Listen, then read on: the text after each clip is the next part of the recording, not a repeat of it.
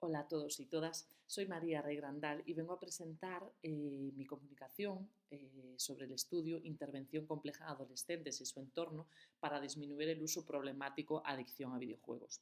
Antes de empezar la presentación, me gustaría lanzar una pregunta para que reflexionemos juntos. ¿Cuántas veces hemos estado delante de institutos, en centros comerciales o en la misma calle, en donde hay grupos de adolescentes que están con la mirada fija en su móvil y ni se relacionan entre ellos, pero ni hablan, no se tocan, no comparten miradas, no comparten nada, ¿no? Ni una sola palabra? ¿Y cuántas veces nos hemos dicho, pero ¿para qué gastan su tiempo de ocio en esto? Si total, para esto que no salgan de su casa, ¿no? Bueno, pues esto es lo que nos llevó un poco a reflexionar y a decir, aquí hay que hacer algo y hay que empezar a estudiarlo como profesionales sanitarios, en mi caso, pero como veremos en este estudio, incluye a muchos otros profesionales, ¿no? Realmente para la OMS la adolescencia es una etapa que va desde los 10 hasta los 19 años aproximadamente. La adolescencia todos y todas sabemos que es una etapa vulnerable, ¿no? Está influida por muchísimos factores biopsicosociales, como pueden ser la identidad, el grupo de pares, ¿no? Que siempre se le da más importancia, ese grupo de iguales que son mucho más importantes que la propia familia o el profesorado. Esa impulsividad, esa necesidad de tener siempre la razón, ¿no? Y esas hormonas que están por ahí dando caña y afectando a todos estos factores. Esto es la adolescencia, todos lo hemos pasado y lo que tenemos que hacer es prepararnos para actuar sobre ella, ¿no?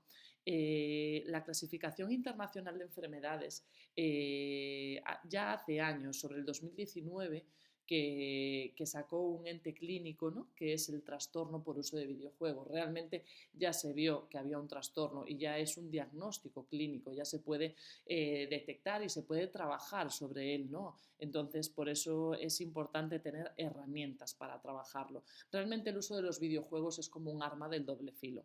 Puede tener sus beneficios, evidentemente es muy usado en muchas terapias, es muy importante tenerlos como recursos, pero el problema es cuando se convierte en la herramienta principal y única y exclusiva de la vida de nuestros adolescentes. Ahí es cuando ese arma de doble filo se convierte en un problema.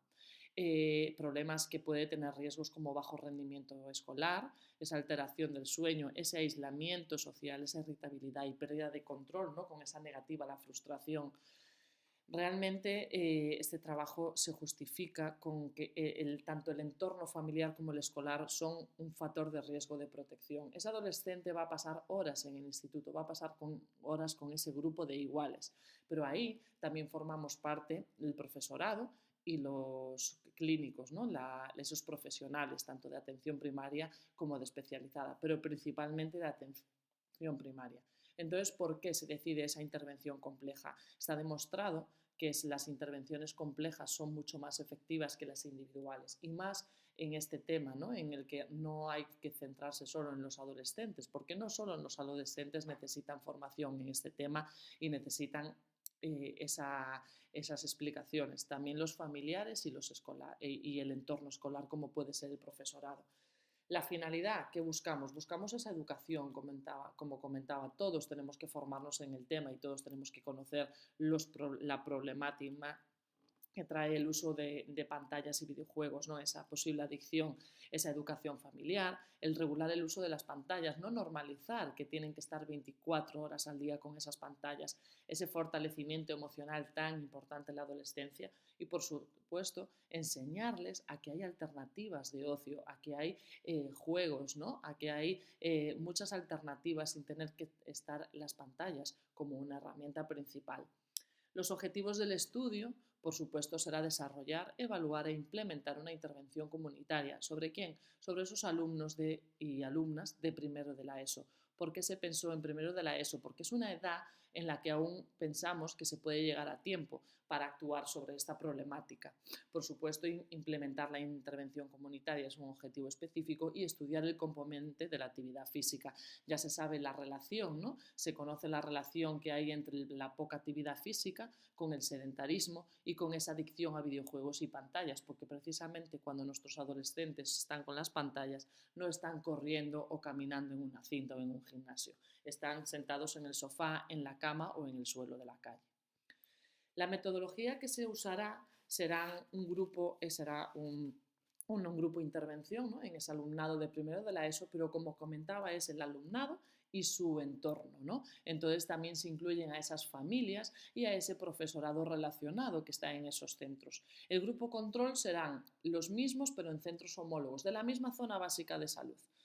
Por otro lado, la captación, ¿cómo se hará? Se hará mediante la aplicación de los centros escolares y mediante la asociación de padres y madres de los centros educativos. Se le entregará una hoja de información y un consentimiento informado. Realmente la aplicación en los centros públicos de Galicia todos tienen la misma aplicación y se enviará por ahí para que tengamos seguridad de que esa hoja informativa y ese consentimiento va a llegar a las familias. Y la selección es, por supuesto, aleatoria.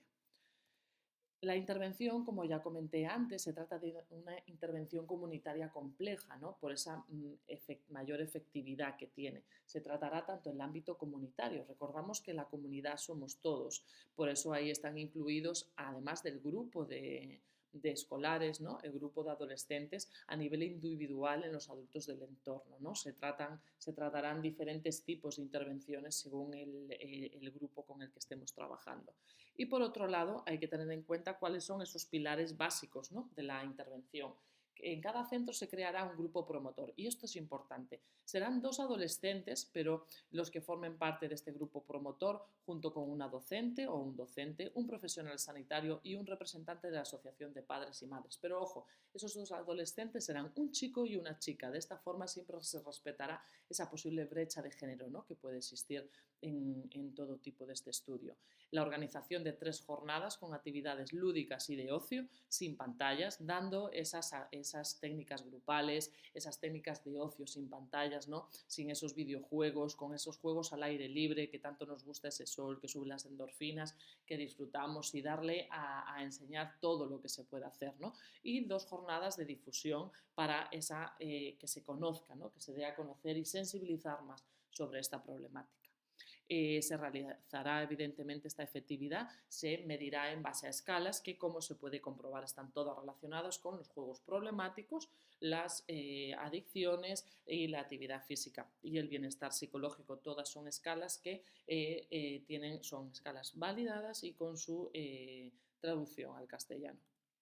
El cronograma de trabajo, esta parte se compone de 2 años, ¿no? Se basa en 2 años y, como se puede ver, hay 6 fases perfectamente estructuradas, como pueden ser desde la coordinación, el diseño, la implementación, ¿no?, de las intervenciones en sí, la evaluación y la difusión. Siempre en este cronograma se puede ver las partes, las fases, ¿no?, y los tiempos, siempre teniendo en cuenta la posible flexibilidad que hay que tener en este tipo de trabajos.